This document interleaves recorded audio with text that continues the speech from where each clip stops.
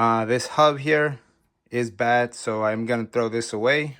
I'm gonna try to salvage as much as I can out of this wheel. Most likely I'll take the spokes and save this outer portion of the wheel. When it comes to the actual drive shaft, I'm totally getting rid of this because I don't want to ever use this again. All those hairline cracks when it comes down to the inside of it. Yep, it's pretty bad.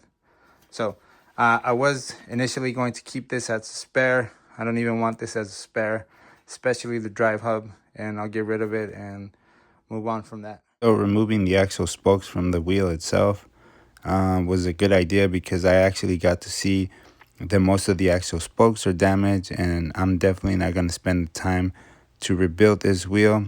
The spokes are damaged. The hub is completely broken. Some of the actual bearings are almost all shocked.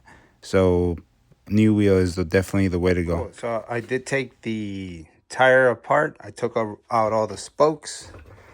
This is the hub for the Freewheel. I'm really kind of impressed by the way that it broke. So I put it on the vise. I am gonna cut through it and I want to see what's inside of it. The spokes, majority of them were broken, damaged. They're not rolling. They're supposed to roll fairly easy. So yeah, this is a pretty damaged tire. Most of them don't. Even if they look kind of straight, they are not. All of them have all kind of bends. So all the spokes made their way to the trash. Because I am curious to see how this is damaged like that. So since I do got it on the vise, I am gonna definitely slice it up, check it out, and that's it.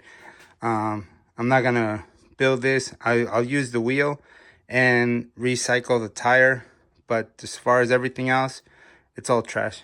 So that's where I'm at with this wheel.